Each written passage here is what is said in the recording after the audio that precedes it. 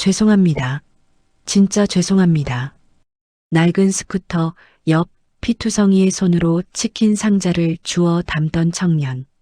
그의 앞에 멈춰선 검은 벤츠의 차문이 조용히 열렸습니다. 이봐, 어디 보고 달려. 운전기사가 고함쳤지만 백발의 노인은 그 말을 듣지 못했습니다. 그의 눈은 오직 하나에만 멈춰 있었습니다. 비에 젖은 청년의 손등, 그리고 그 위에 찍힌 별 모양 흉터. 그 순간 노인은 모든 걸 잃었던 20년 전으로 돌아갔습니다. 피와 비, 오열이 뒤섞였던 그 밤의 기억처럼. 혹시? 떨리는 목소리가 빗속을 가르던 그날, 검은 벤츠의 엔진 소리와 함께 운명의 시계가 다시 움직였습니다. 오늘의 사연 지금 시작합니다. 일 운명적 만남. 도시 전체가 들썩이고 있었습니다. 대한민국 축구 4강전이 열리는 날, 사람들은 거리로 쏟아져 나와 붉은 티셔츠를 입고 태극기를 흔들었습니다. 모두가 함성에 열광하는 그때, 빗방울이 묵직하게 떨어지는 한 골목을 한 대의 낡은 스쿠터가 가르며 달렸습니다. 강민주는 스로틀을 잡은 손에 힘을 주었습니다. 오늘은 제발 무사히 끝나자. 헬멧 속에서 터져나온 목소리에는 한숨이 섞여 있었습니다. 겨우 20살 고등학교 입학과 함께 치킨 배달을 시작해 벌써 3년째였습니다. 약이 떨어져 간다는 할머니의 기침 소리가 귓가를 떠나지 않았고 치킨 가방 속 뜨거운 냄새가 숨을 막았습니다. 신호등 앞에서 스쿠터를 잠시 멈춘 민주는 가방을 한번 쳐다봤습니다. 그는 젖은 장갑을 비틀며 다시 출발했습니다. 축제 분위기의 도심에서는 길마다 사람이 차 있었고 매장에서는 전화가 쉴 틈이 없었습니다. 사장은 전화기 너머로 소리쳤습니다. 민준아, 12번 주문 빨리 가져가. 늦으면 손님 또 난리야. 알겠어요. 금방 갑니다. 비는 점점 거세졌고 와이퍼 없는 헬멧의 시야는 흐릿했습니다. 민주는 초조하게 한숨을 내쉬며 부촌의 지름길로 핸들을 꺾었습니다. 평소라면 절대 가지 않을 길이었지만 지금은 초마다 돈이 깎이는 배달 앱 타이머가 마음을 조였습니다. 한 번만 괜찮게 넘어가자. 그가 낮게 중얼거린 순간 골목 끝에서 2개의 붉은 불빛이 반짝였습니다. 검은 벤츠 한 대가 갑자기 브레이크를 밟고 멈췄습니다. 저건. 민주는 급히 브레이크를 잡았지만 스쿠터는 빗길을 미끄러지며 그 차로 곧장 돌진했습니다. 쾅 마이너스. 충돌과 함께 치킨 상자 몇 개가 허공으로 튀었습니다. 바닥에 떨어진 상자에서 양념이 쏟아져 나와 빗물과 뒤섞였습니다. 으윽. 민주는 치킨을 쓸어 담으며 숨을 몰아쉬었습니다. 무릎에서 올라오는 통증보다 눈앞의 고급차가 더 두려웠습니다. 죄송합니다. 정말 죄송합니다. 조수석 문이 열리며 정장을 입은 기사가 나왔습니다. 그는 불끈 치켜든 우산으로 민준의 헬멧을 톡 쳤습니다. 이봐, 사람 안 다쳤으면 다행이지. 앞도 안 보고 달려? 죄송합니다. 비가 너무 세서. 비 핑계 대지 마. 누가 이런 데서 달리래? 민준이 고개를 숙이고 연신 사과하던 그때 차 안에서 문이 다시 조용히 열렸습니다. 백발의 노인이 천천히 내렸습니다. 운전기사가 급히 우산을 펼쳐 그의 머리 위를 가렸습니다. 회장님, 제가 처리하겠습니다. 됐어. 노인은 얼굴에 굵은 물방울을 맞으며 찌그러진 범퍼를 한참 바라보았습니다. 그의 표정은 한치의 감정도 없었습니다. 민주는 기름 냄새가 섞인 빗속에서 떨리는 손으로 치킨을 다시 주워 담았습니다. 조심스레 상자를 들어 올리던 순간 깨진 플라스틱 조각이 손등을 깊게 베었습니다. 피가 흘러내리며 빗물에 번졌습니다. 어디 봐. 노인이 다가오며 낮은 목소리로 말했습니다. 민주는 당황해 손을 뒤로 감췄습니다.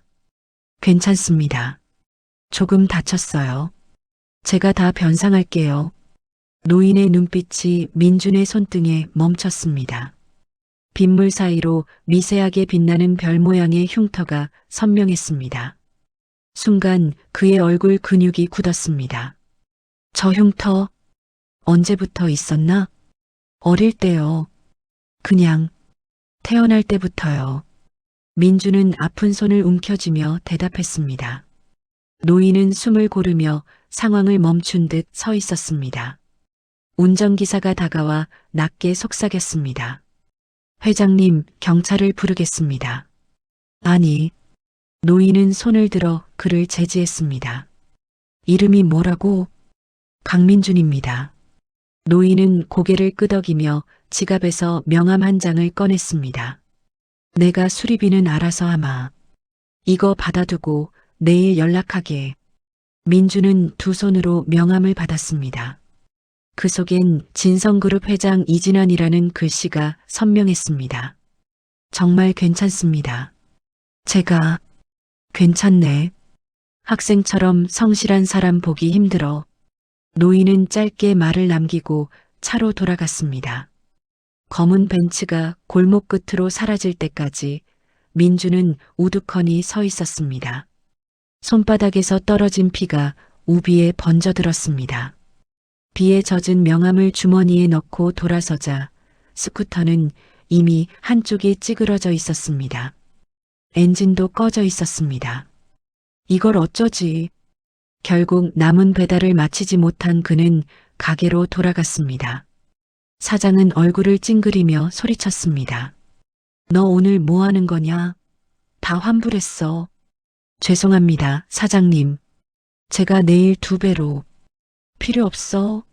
오늘은 일당 없어. 그냥 들어가. 민주는 할 말이 없었습니다. 젖은 옷을 걸치고 매장을 나와 골목으로 걸었습니다. 빗방울이 얼굴에 떨어졌지만 닦을 힘도 없었습니다.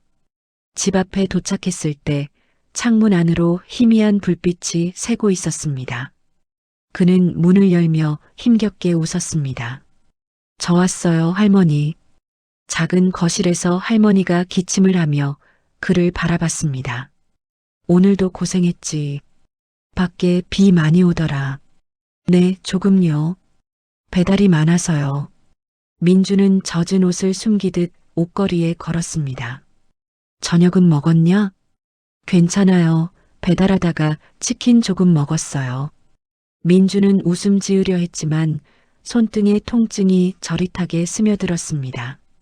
손에서 떨어진 빗물이 바닥을 적셨고 거기엔 아직도 피가 희미하게 섞여 있었습니다. 그는 몰래 주머니에서 꺼낸 명함을 책상 위에 올려두었습니다. 이진환, 진성그룹 회장. 조용한 방 안에 빗소리만 가득했습니다. 민주는 천천히 침대에 누워 손등의 흉터를 바라봤습니다. 피가 굳은 자리에 별 모양이 또렷했습니다. 하필 오늘 왜 그 사람을 만난 거지? 창밖에서는 여전히 붉은 응원의 함성과 빗소리가 뒤섞여 울렸습니다. 민주는 그 소리를 들으며 천장을 바라봤습니다. 그의 눈가에 맺힌 물기가 피인지 눈물인지 알 수 없었습니다. 그리고 그 밤 세상 어느 누구도 알지 못한 인연이 조용히 시작되고 있었습니다. 이른 아침 회장의 집무실에는 맑은 차 향기 대신 묘한 긴장감이 감돌았습니다. 이진아는 창가에 서서 긴 밤을 보낸 듯 창백한 얼굴로 서 있었습니다. 그는 조용히 입술을 깨물고 전화 수화기를 들었습니다. 민 비서, 어젯밤 그 청년. 이름이 강민준이라 했지. 아무한테도 말하지 말고 오늘부터 그의 모든 걸 조사해. 비서의 짧은 대답이 끝나자 이진아는 머리를 감싸쥐었습니다. 제발 내 착각이었으면 좋겠군. 책상 위에는 오래된 가죽 앨범이 펼쳐져 있었습니다. 앨범 속에는 젊은 부부와 아기가 함께 웃고 있었습니다. 그 아기의 손등엔 분명히 별 모양의 상처가 있었습니다. 이진아는 손끝으로 사진을 쓰다듬으며 중얼거렸습니다. 현우야, 정말 내가 돌아온 거냐? 같은 시각 회사 이사회실. 김태석 부회장은 회의 자리에서도 부쩍 핸드폰을 확인했습니다. 그의 눈빛은 날카로웠습니다. 회장이 요즘 밤마다 외출을 한다고? 옆자리에 앉은 비서가 조심스레 고개를 끄덕였습니다. 운전기사 말로는 누군가와 비밀리 회동이 있던 날이 있었다고 합니다. 누군가? 확인은 어렵습니다. 김태석은 고개를 떨구더니 이내 입꼬리를 올렸습니다. 흥미롭군. 또 무슨 비밀을 감추는 걸까? 그날 밤 딸인 이지연은 집무실에서 서류를 정리하던 아버지를 찾아왔습니다. 아버지, 요즘 너무 무리하시는 것 같아요. 며칠째 잠도 못 주무신다면서요. 이진아는 억지로 미소를 지었습니다. 괜찮다. 요즘 옛날 생각이 좀 나서 그래. 지연은 책상 옆에 놓인 낡은 앨범을 힐끗 봤습니다. 그거 설마 또 예전 사진이에요? 지연아. 이진환의 음성이 낮게 울렸습니다. 사람이 어떤 상처를 잊을 수 있다는 건 축복이지. 근데 난 아직 그 복을 못 받았나 보다. 지연은 그런 아버지를 걱정스럽게 바라보다가 집으로 돌아왔습니다. 복도로 걸어가던 그녀의 그림자가 문틈 사이 불빛에 길게 드리워졌습니다. 그러나 그 뒤를 밟는 또 다른 그림자가 있었습니다. 그림의 주인은 김태석이었습니다. 그는 부드럽게 지연의 어깨에 손을 얹었습니다. 당신 아버지가 무슨 일로 그렇게 신경 쓰이셔? 그냥 옛날 이야기 좀 보고 계셔. 지연은 무심코 말했지만 김태석의 눈빛이 반짝였습니다. 옛날이라. 설마 20년 전 그 사고는 아니겠지? 지연이 당황해 고개를 돌렸습니다. 당신 그런 말 함부로 하지 마. 미안해. 그냥 물어본 거야. 그는 표정 하나 흐트러뜨리지 않았지만 속으로는 그날 밤의 기억이 스쳐갔습니다. 20년 전 빗속에서 불길에 휩싸이던 차량, 그리고 울부짖던 한 아기, 그의 손등에 남아있던 별 모양의 자국, 불길한 예감이 다시 고개를 들었습니다. 설마 살아남았단 말인가? 며칠 뒤 비서실장은 보고서를 들고 회장실로 들어왔습니다. 회장님, 말씀하신 강민준 씨에 대한 조사 보고입니다. 보육원 기록이 있습니다. 보육원? 예. 생후 몇 개월 만에 시설 앞에 놓여있던 아이였다 합니다. 보호자는 없었고 현재는 병든 할머니와 함께 살고 있습니다. 치킨 배달로 생활비를 벌고 있습니다. 이진환의 손이 떨렸습니다. 그는 서류를 받아들고 무심히 펼쳤습니다. 사진 속의 청년이 앨범 속의 아기와 겹쳐 보였습니다. 그 아이 맞구나. 그의 목소리가 흔들렸습니다. 이진아는 비서에게 조용히 지시했습니다. 민 비서, 조용히 그 청년을 회사로 오게 해. 장학금 후원 명목이면 의심하지 않겠지. 그날 오후 민주는 낯선 번호로 전화를 받았습니다. 진성그룹 인재개발팀입니다. 이번 청년 장학생 선발에 뽑히셨습니다. 제가요? 잘못 거신 거 아닐까요? 맞습니다. 어젯밤 회장님께서 직접 추천하신 이름입니다. 민주는 어안이 벙벙했습니다. 며칠 전 사고 때 받은 명함이 생각났습니다. 이게 그분 때문인가? 그는 새 옷을 꺼내 입고 약속된 시간에 회사 로비로 향했습니다. 넓은 로비는 대리석 바닥이 반짝였고 벽마다 그룹의 로고가 빛나고 있었습니다.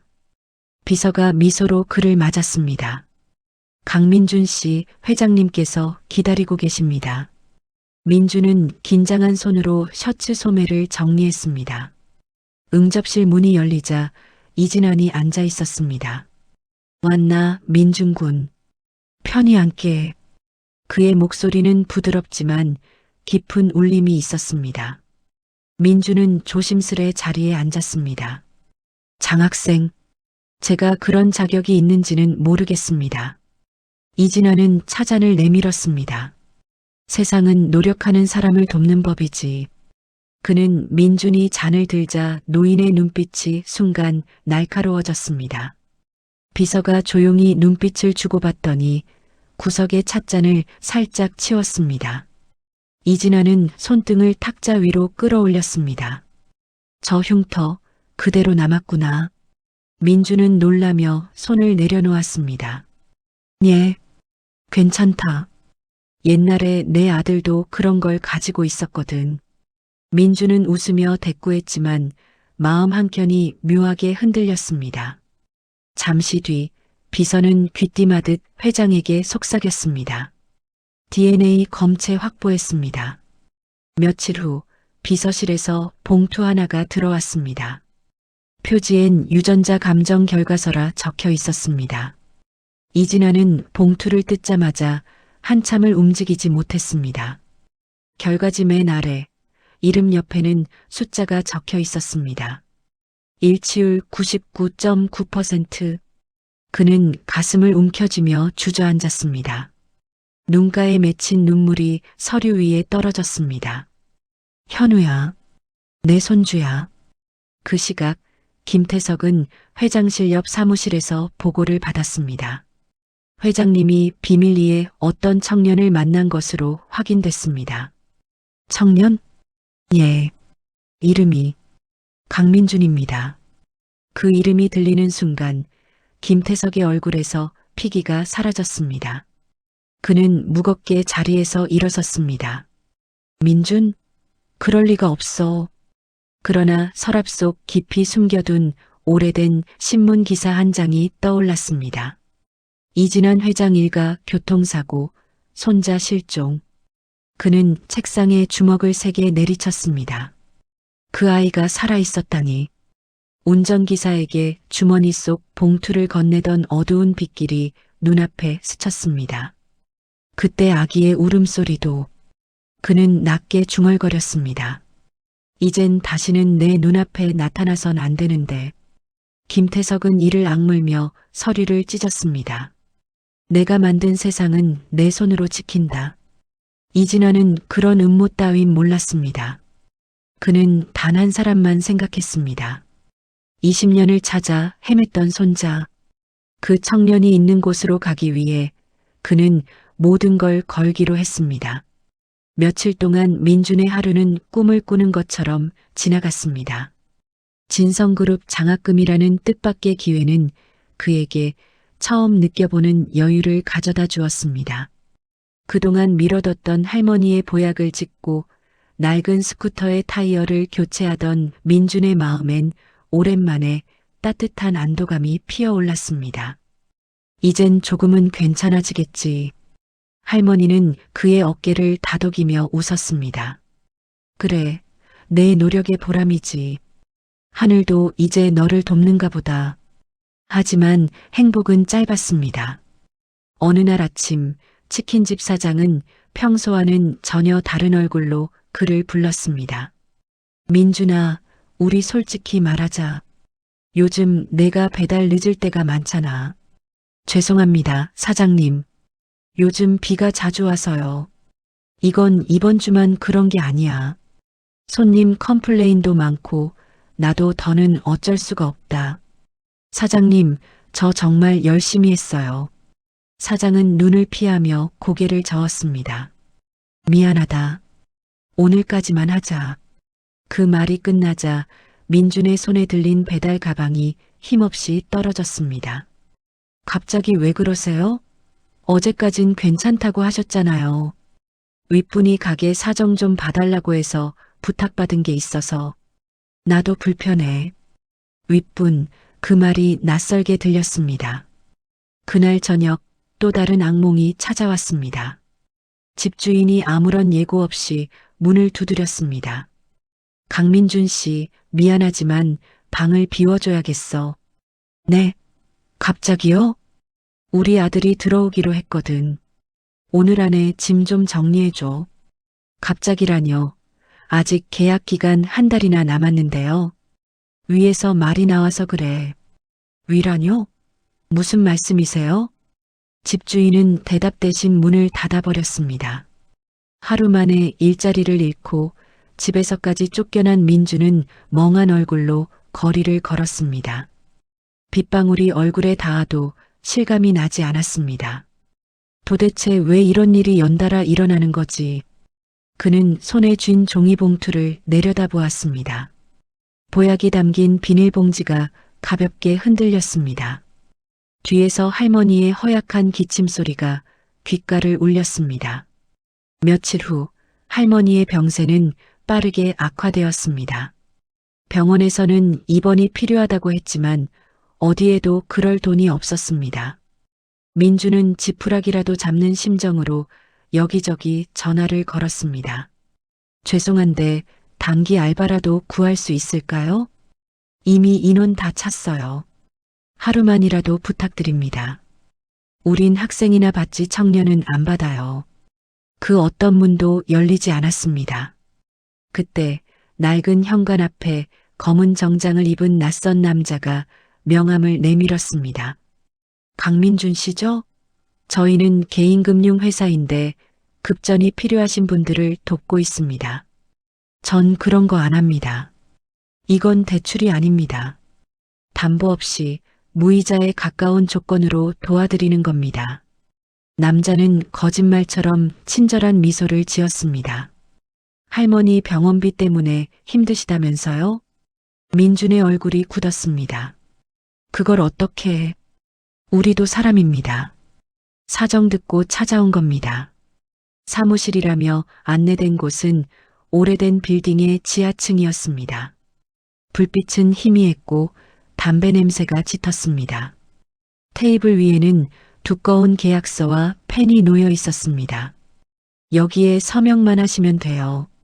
별거 아닙니다. 민주는 계약서의 구절을 따라 눈을 움직였습니다. 채무 불이행 시 채권자가 지정하는 노동 형태에 따를 것을 동의함. 그는 펜을 들었다가 멈췄습니다.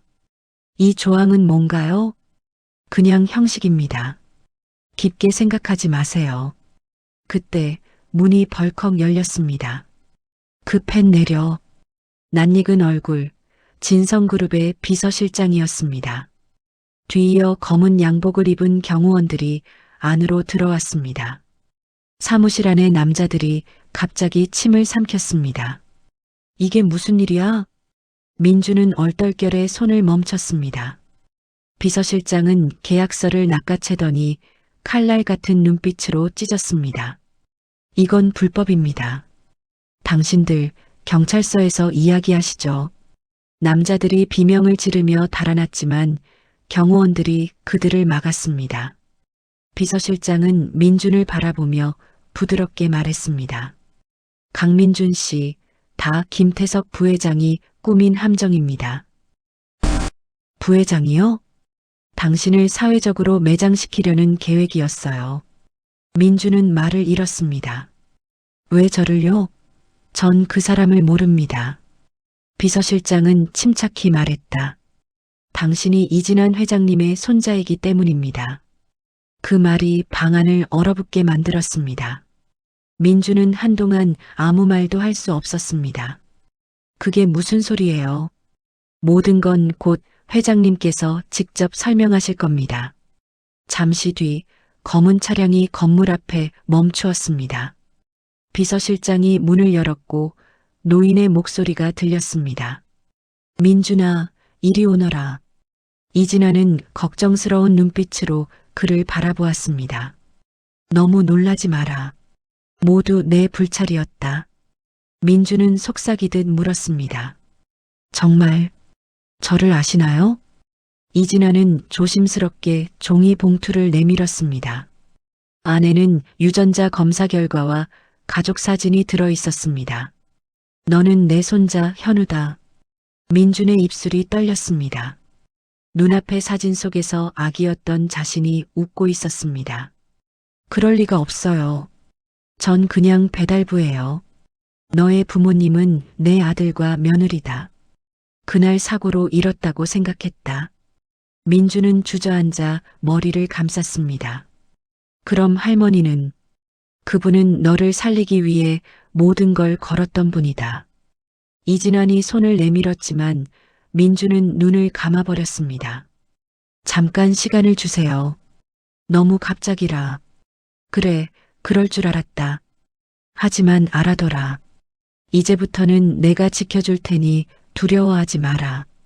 그날 밤 민준과 할머니는 비서들의 도움으로 고급 빌라로 옮겨졌습니다.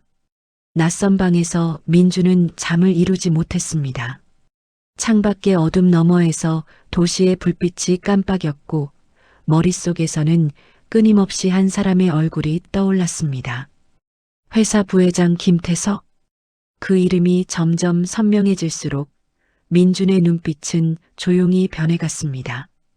이제 그는 불안보다 분노에 더 가까워지고 있었습니다. 보이지 않는 싸움이 시작되고 있었습니다. 그로부터 일주일 후 강민준의 세상은 완전히 달라져 있었습니다. 새 이름, 새 옷, 새 집. 하지만 편안해야 할 공간이 낯설기만 했습니다. 아침 햇빛이 비치는 창가에 서서 민주는 작은 한숨을 내쉬었습니다. 현우라, 아직 익숙하지 않네. 침대 옆에서는 할머니가 조용히 숨을 고르며 앉아 있었습니다. 의료진의 보살핌 덕분에 기력이 많이 회복됐지만 그녀의 눈빛엔 여전히 지난 세월의 멍이 남아 있었습니다. 현우야, 여긴 너무 조용하구나. 옛날 우리 집은 닭소리라도 들렸는데. 민주는 미소를 지으며 물컵을 건넸습니다. 그게 그립죠? 라면 냄새도 못 잊으시는 거 알아요. 그래, 내가 끓여준 라면이 제일 맛있었다. 할머니의 주름진 손이 민준의 머리를 쓸었습니다. 그들의 대화는 따뜻했지만 민준의 마음은 쉽사리 편해지지 않았습니다. 커튼 너머 넓은 정원에는 회장 이진환이 직원들과 함께 산책 중이었습니다. 그의 걸음은 느리지만 단호했습니다. 현우야, 이제부터는 공부뿐만 아니라 회사의 일도 배워야 해. 그의 목소리에 민주는 자세를 바로 했습니다. 저 같은 사람이 그런 걸 할 수 있을까요? 세상을 알아야 사람을 살필 수 있는 법이지. 이진아는 눈빛으로 손자를 지켜보았습니다. 그 눈에는 오래 묵은 후회와 따뜻한 기대가 함께 담겨 있었습니다. 며칠 뒤 진성그룹 본사 강당에서 새 경영교육생을 환영하는 자리가 열렸습니다. 민준이 입구로 들어서자 수많은 직원들의 시선이 그를 향했습니다. 그들의 속삭임이 파도처럼 밀려왔습니다. 저기 저 사람 회장 손자라던데. 배달부였다며? 그게 말이 돼? 요즘 그런 얘기 다 만들어진 얘기야. 아기는 없다고 믿었지만 눈빛에는 의심이 섞여 있었습니다. 그때 한쪽에서 누군가 살짝 다가와 쪽지를 건넸습니다. 힘내세요. 고개를 든 민주는 젊은 여직원과 눈이 마주쳤습니다. 그녀의 이름표에는 기획팀 정소희라고 적혀 있었습니다. 그녀는 부끄러운 듯 고개를 숙이며 자리를 떠났습니다. 민주는 손안에 쪽지를 펴보았습니다. 짧게 적힌 두 글자, 응원. 그 단어는 불안으로 얼어붙은 마음에 작은 온기를 불어넣었습니다. 그날 밤 비서실장이 회장의 방으로 들어왔습니다. 회장님, 내부에서 민준군이 사기꾼이란 소문이 돌고 있습니다. 누가 퍼뜨린 듯합니다. 이진아는 눈을 가늘게 떴습니다. 태석이겠지. 그의 목소리는 냉정했지만 미세하게 떨렸습니다. 한편 김태석은 자신의 사무실에서 유리잔을 툭 내려놓았습니다. 사람들이 믿게 만들어 돈 때문에 돌아온 놈이라는 걸. 그의 부하가 고개를 숙였습니다. 예, 부회장님. 이미 온라인 커뮤니티에도 퍼지고 있습니다. 김태석은 창밖 야경을 바라보다 흐릿하게 웃었습니다. 한 사람의 인생을 무너뜨리는 건 참 쉬운 일이지. 며칠 뒤 민주는 사내 식당에서도 명백한 냉대를 받았습니다. 앞자리에 앉은 직원들이 자리에서 일어나 다른 테이블로 옮겼습니다. 그는 아무 말 없이 트레이를 들어 구석 자리에 앉았습니다. 숟가락이 국그릇을 두드리는 소리만 울렸습니다. 괜찮아요? 낯익은 목소리가 들렸습니다. 소희가 트레이를 들고 와 마주 앉았습니다. 민주는 난처하게 웃었습니다. 저랑 있으면 오해받아요. 괜찮아요. 오해는 시간이 해결해 주겠죠. 소희의 미소는 담담했지만 단단했습니다. 며칠 후 그녀는 회사 복도에서 우연히 들은 대화를 민준에게 익명으로 전달했습니다. 그 내용엔 김태석의 측근들이 교통사고 관련 파일을 없애려 한다는 말이 적혀 있었습니다. 민주는 한참 동안 메모를 바라보다 자리에서 일어섰습니다. 그 사고, 우리 부모님 사고 말입니까? 비서실장은 잠시 망설이다 고개를 끄덕였습니다. 그 일엔 뭔가 숨겨진 게 있습니다. 저도 오래전부터 의심했죠. 비서실장은 서랍에서 오래된 서류철을 꺼내 민준에게 건넸습니다. 이건 상부의 압력으로 묻혔던 20년 전 수사 기록입니다. 담당 형사 이름이 여기 있습니다. 민준은 낡은 잉크로 적힌 이름을 따라 읽었습니다. 박중원. 그 사람이 모든 걸 알고 있을지도 모릅니다. 그 길로 민준은 소희의 도움을 받아 박중원의 행적을 찾기 시작했습니다. 소희는 사내 시스템을 뒤져 예전 경찰 명부를 찾아냈습니다. 그 사람 지금은 은퇴해서 소형 탐정 사무소를 운영한대요. 그럼 찾아가야죠. 민준의 눈빛이 흔들림 없이 단단해졌습니다. 며칠 후 허름한 골목 끝에서 그는 박중원 탐정사무소 간판을 발견했습니다. 문을 두드리자 퉁명스러운 목소리가 들렸습니다. 영업 안 합니다. 돌아가요. 박 형사님 맞죠? 그때 사고 조사하셨던 분. 그딴 얘긴 관심 없어. 문이 닫히려 하자 민준이 급히 손을 뻗었습니다. 그날 죽은 사람은 제 부모님이에요. 침묵이 흘렀습니다. 문틈으로 들어오는 바람이 차갑게 불었습니다. 박중원은 담배를 비벼 끄더니 조용히 말했다. 젊은이가 참 무모하군. 진실을 알아야 합니다. 민준의 눈빛에서 갈피를 잃지 않은 결심이 느껴졌습니다. 잠시 후 박중원은 낡은 수첩을 꺼내더니 탁자 위에 올렸습니다. 난 그 사건이 이상했어요. 상부가 나에게 수사를 접으라 지시했지. 하지만 이걸 남겨놨다네. 민주는 수첩을 펼쳤습니다. 거기엔 희미한 글씨로 화물차 번호판 67-1927이 적혀 있었습니다. 이게 단서입니까? 그래. 그 트럭이 마지막으로 목격된 차량이지. 민주는 눈을 감으며 깊게 숨을 들이켰습니다. 이제 시작이군요. 그때 도심의 어둠 속에서 한 남자가 전화를 끊었습니다. 부회장님 확인했습니다. 그 노영사놈 아직 살아있습니다. 좋아. 그자가 입을 열기 전에 처리해. 김태석은 전화기 너머로 씁쓸하게 웃었습니다. 20년간 덮어온 걸 누가 다시 꺼내려는지 보여주지. 민주는 아직 몰랐습니다. 그가 손에 쥔 희미한 수첩 한 장이 모든 운명을 바꿀 불씨라는 걸. 쌀쌀한 바람이 불던 아침, 민주는 박중원의 사무실 문을 다시 열었습니다. 그의 손에는 화물차 번호판이 적힌 메모가 단단히 쥐어져 있었습니다. 찾아냈어요. 경찰 조회 시스템을 통해서요. 트럭은 지금 부산 근처에 등록돼 있습니다. 박중원은 낡은 안경을 고쳤으며 그의 눈빛을 똑바로 마주했습니다. 좋아. 그럼 지금부터는 공식 절차로 움직여야 해. 증언과 증거 둘 다 필요하네. 그 사람 아직 한국에 있을까요? 출국 준비 중일 가능성이 크지.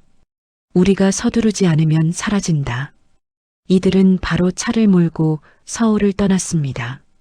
비서실을 통해 미리 연락받은 경찰 몇 명이 함께 움직이기로 했습니다. 민준의 손은 시트 위에서 계속 떨렸고 박중원은 말없이 창밖을 바라봤습니다. 햇빛은 구름에 가려 있었고 긴 도로는 불안처럼 끝이 보이지 않았습니다. 고속도로 휴게소에 다다랐을 때 차 한 대가 그들 앞에 섰습니다. 멀리서 낡은 화물 트럭 한 대가 천천히 주차 구역으로 들어왔습니다. 박중원이 손짓했습니다. 맞아. 저 번호판이다. 민주는 숨을 고르고 차 문을 열었습니다. 그는 트럭 쪽으로 다가가 조용히 운전석 문을 두드렸습니다. 안에서 중년의 남자가 놀란 눈으로 그를 바라보았습니다. 당신 강민준이냐? 그걸 어떻게 해? 모르는 척할 필요 없어. 20년 전 일을 알고 있죠? 박중원이 뒤에서 신분증을 보여줬습니다. 박중원 전 형사다. 당신 김태석에게서 지시받았지? 운전기사는 고개를 푹 숙였습니다. 이제 와서 뭐가 달라지겠습니까? 모조리 달라진다. 내가 진실을 말하면 운전기사는 얼굴을 가리며 떨리는 손으로 담배를 꺼냈지만 끝내 피우지 못했습니다. 그날 난 단순히 돈만 받았어요. 진짜로 죽일 생각은 없었어요. 민주는 다가가 물었습니다. 그럼 누가 시켰죠? 누가 제 부모님을 죽이게 했습니까? 남자의 눈가에 눈물이 맺혔습니다. 김태석? 그 사람이었어요. 난 단지 트럭으로 길을 막으라는 말을 들었는데 갑자기 불이 나고 아기가 울고 그는 주저앉았습니다. 내가 그 아기를 꺼냈어요. 그리고 그놈이 현금을 줬습니다. 아이는 죽은 줄 알았는데 살아 있었던 거군요. 박중원은 그의 말을 녹음기에 담으며 고개를 숙였습니다. 이제라도 말해줘서 고맙네. 하지만 내 죄는 피할 수 없어. 받아들이겠습니다. 잠시 뒤 경찰차가 도착해 운전기사를 연행했습니다. 민주는 박중원의 어깨에 손을 얹었습니다. 드디어 끝인가요? 아니, 이제 시작일세. 증거는 있어도 정의가 통하려면 세상에 보여줘야 해. 며칠 후 진성그룹 창립 50주년 기념 행사가 열렸습니다. 대형 조명 아래에서 사람들의 눈이 한 곳으로 모였습니다. 무대 한가운데 김태석이 마이크를 잡고 있었습니다. 진성그룹은 앞으로 새로운 도약을 준비하고 있습니다. 젊은 리더십이 미래를 이끌. 그 말이 절정에 달하는 순간 회장석에서 이진환이 자리에서 일어섰습니다. 잠깐. 갑작스러운 목소리에 장내가 조용해졌습니다. 오늘 이 자리에서 모두에게 진실을 보여주겠다. 그의 손짓과 함께 스크린이 켜졌습니다. 그러나 갑자기 화면이 깜빡이며 꺼졌습니다.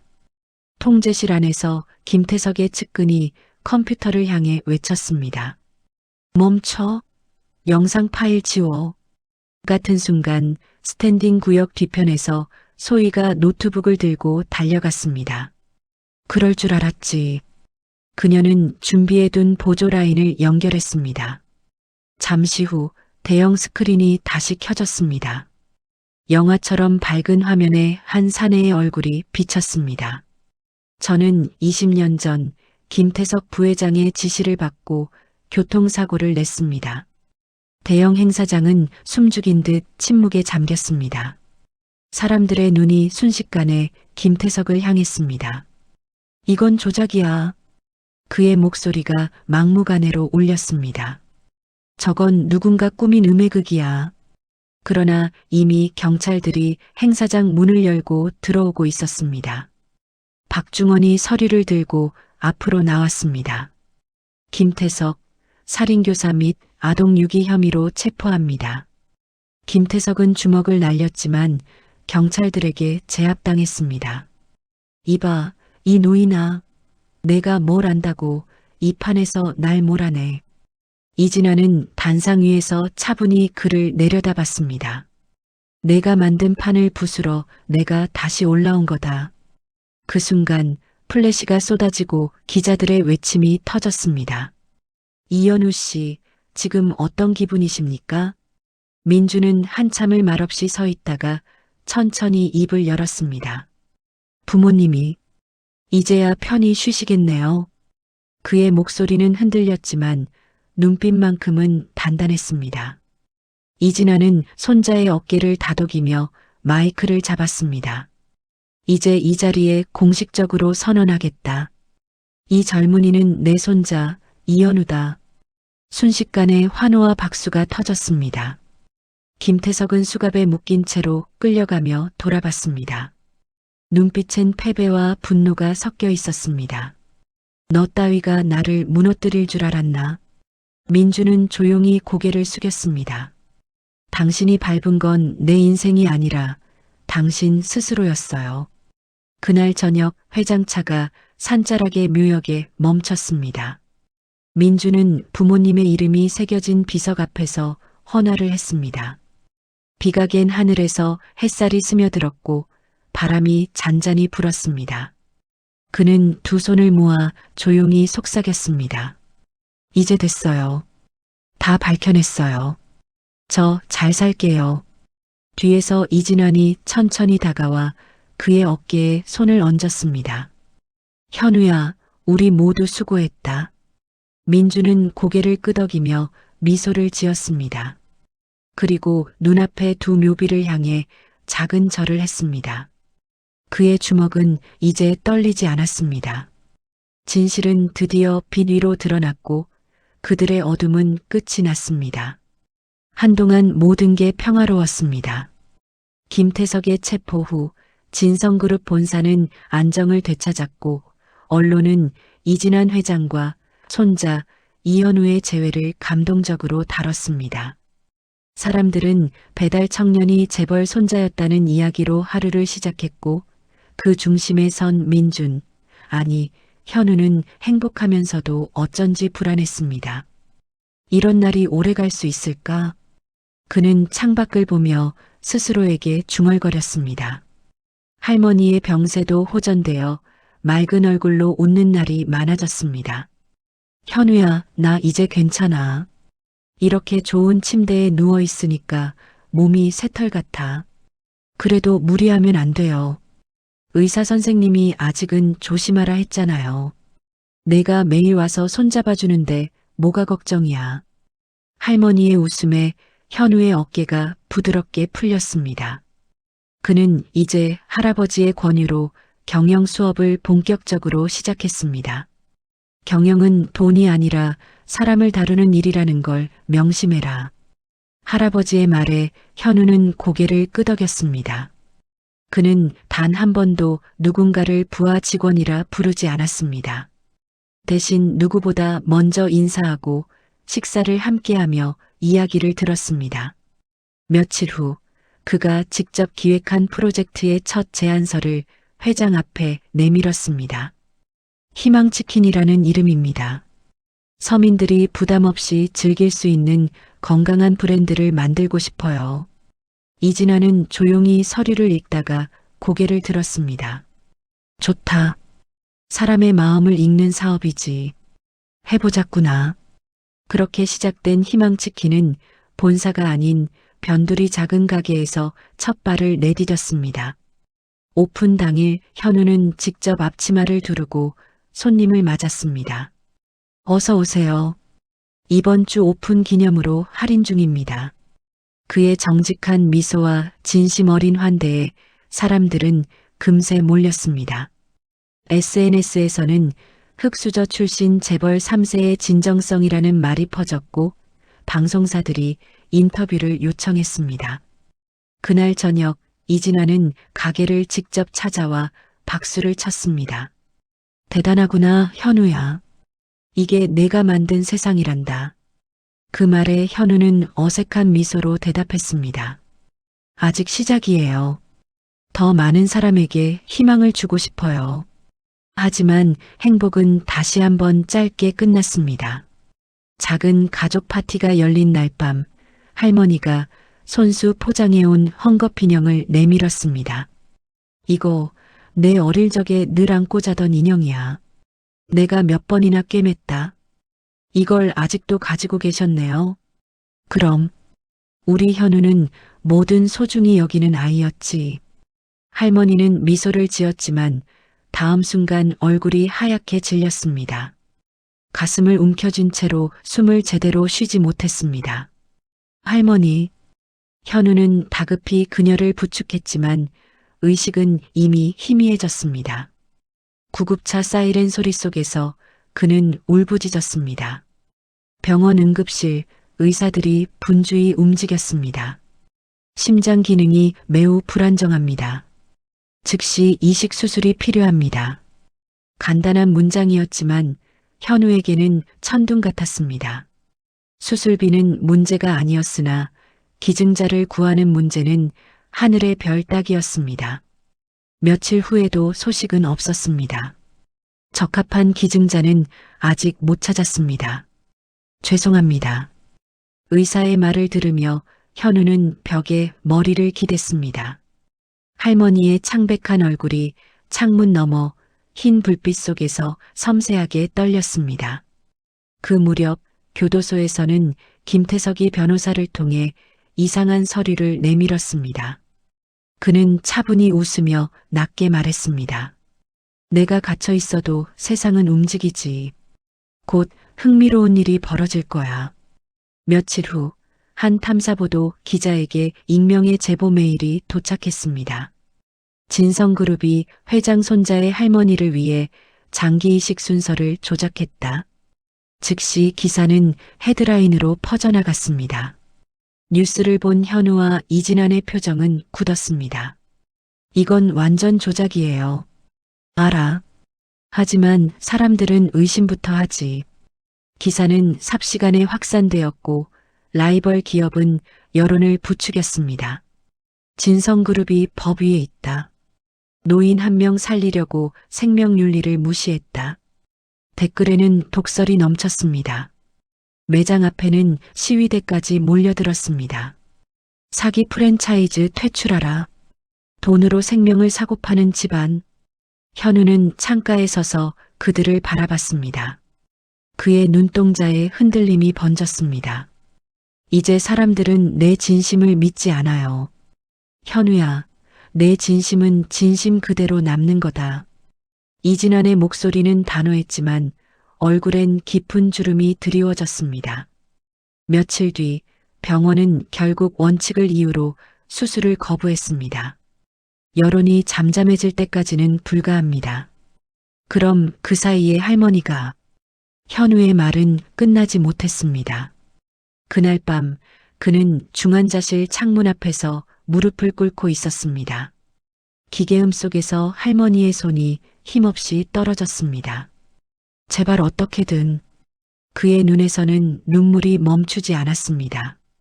그 순간 이진환이 조용히 다가와 그의 어깨를 감쌌습니다. 다 감당하겠다고 했지. 그 말 지켜야 한다. 하지만 저 때문에 이렇게 됐어요. 제가 재벌 손자가 아니었으면 넌 이미 최선을 다하고 있어. 현우는 고개를 저었습니다. 전부 내려놓을게요. 그 어떤 것도 필요 없어요. 그분만 살릴 수 있다면.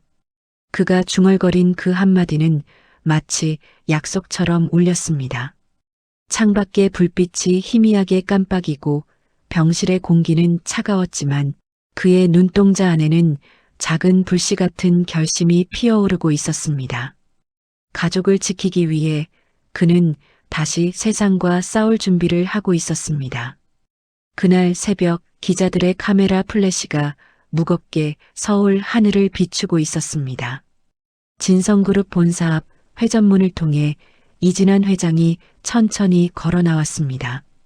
그의 얼굴은 피곤했지만 눈빛은 단단했습니다. 제가 오늘 이 자리에서 분명히 밝힙니다. 그의 목소리가 마이크를 타고 울려 퍼졌습니다. 그 어떤 특혜도 불법도 없습니다. 할머니는 제 아들의 장모이자 제 가족입니다.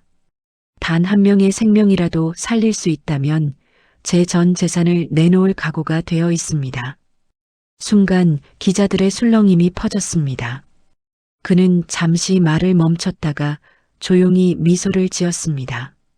그리고 오늘부로 저는 경영 일선에서 물러나겠습니다.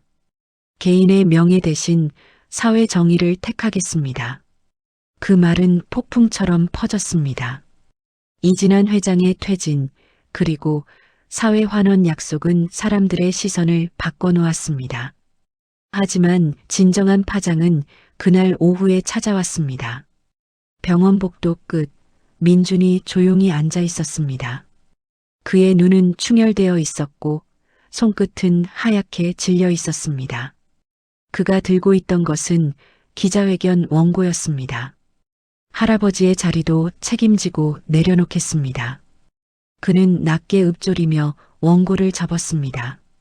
부와 권력을 위해 태어난 게 아니라 한 사람의 손자로 살고 싶어요. 민주는 오후 방송 기자회견장으로 발걸음을 옮겼습니다.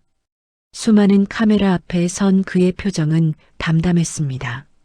저는 이진환 회장의 손자이지만 재벌의 이름을 버리겠습니다. 기자들이 웅성거렸습니다.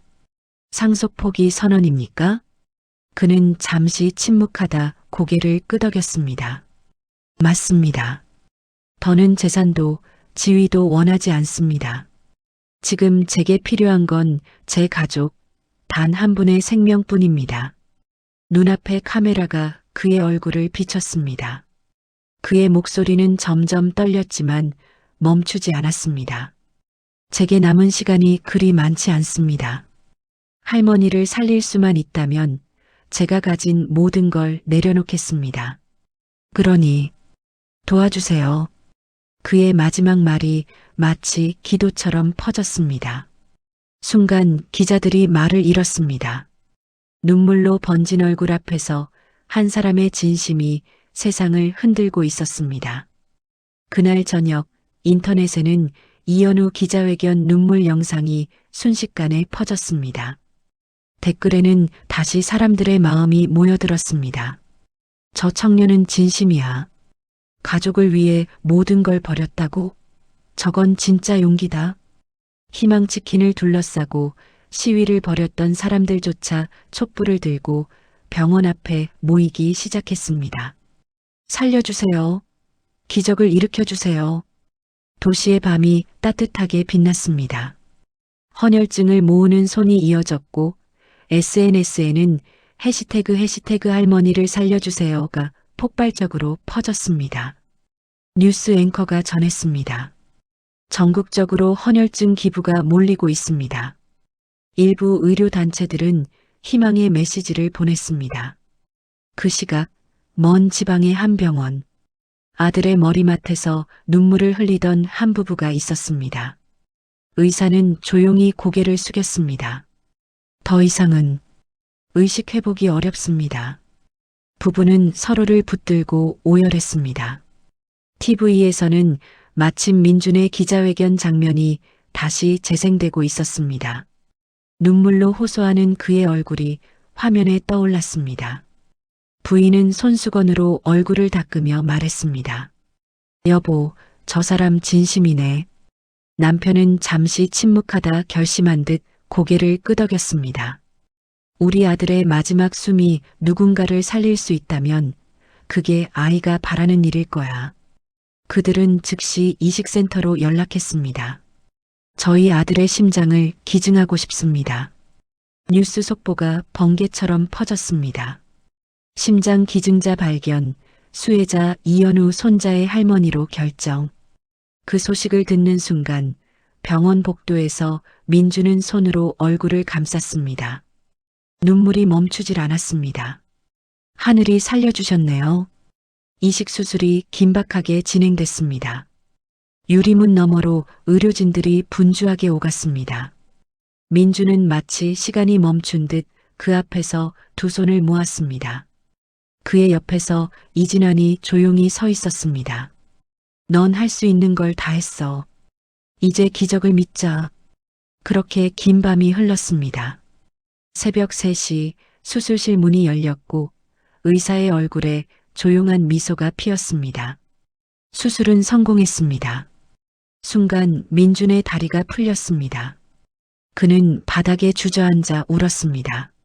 할머니, 눈물이 빗물처럼 쏟아졌고 이진아는 그를 안아 올렸습니다. 우리의 진심이 통했구나. 며칠 뒤 회복실, 붕대에 쌓인 손이 천천히 움직였습니다. 현우야, 여긴 어디니? 할머니, 그의 목소리가 떨렸습니다. 수술 성공했어요. 이젠 괜찮아요. 할머니는 미소를 지었습니다. 그래서 내가 웃고 있구나. 창밖에 햇살이 방 안으로 들어왔습니다. 오랜 어둠 끝에 그들을 감싸는 건 차가운 돈이나 권력이 아니라 진심이 만들어낸 따뜻한 기적이었습니다. 봄이 다시 찾아왔습니다. 맑은 햇살이 작은 정원으로 스며들고 그 위로 새들의 노래가 퍼져나갔습니다. 할머니는 수술 자국이 아물지 않은 가슴을 가볍게 눌러보며 숨을 고르셨습니다. 이젠 정말 살 것 같다, 현우야. 그녀의 얼굴에는 오랜 세월 잃었던 평화가 피었습니다.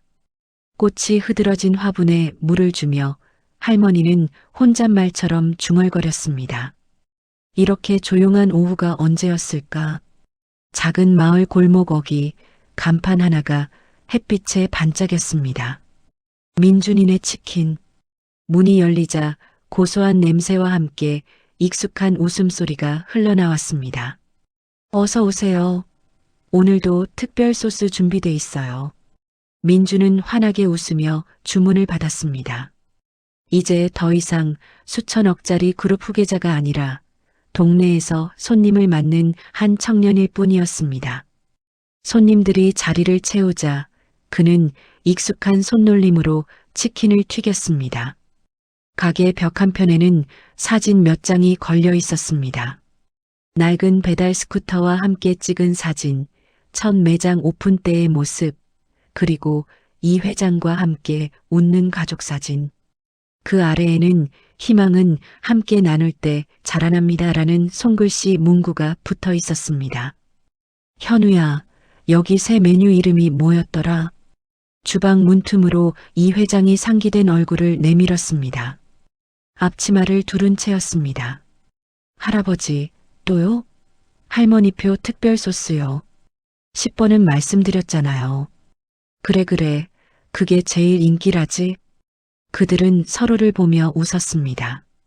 이제 은퇴 후에 이진아는 매일 가게를 찾는 단골 손님이 되어 있었습니다. 테이블 정리를 도우며 종종 손님과 대화를 나누곤 했습니다. 이 치킨은 말이야, 사랑의 맛이라고. 회장님이 만든 게 아니라 손자가 만든 거라네. 그 말에 손님들이 웃음소리를 터뜨렸습니다. 가게 앞에서는 아이들이 놀고 있었고 도시락 포장 상자를 나르는 젊은 청년이 보였습니다. 그는 민준이 새로 고용한 아르바이트생이었습니다. 영수야, 너 오늘도 늦지 않았네. 사장님, 오늘은 제가 튀김 다 해볼래요. 좋지. 대신 온도 조절 잘해야 한다. 민주는 어린 시절의 자신을 보는 듯 했지만 이번엔 도움을 줄 수 있었습니다. 정오 무렵 한 여인이 조용히 가게 문을 열고 들어왔습니다. 단정한 정장을 입은 이지연이었습니다. 아버지, 또 여기 계셨어요? 이진아는 머쓱하게 웃으며 앞치마를 벗었습니다. 가게 일이 정신이 없어서 말이야. 이젠 완전히 사장님이 다 됐네요. 그녀는 문득 주방 안쪽을 바라봤습니다. 현우야, 내가 만든 이 세상. 아버지도 자랑스러워 하실 거야. 민주는 미소 지으며 고개를 숙였습니다.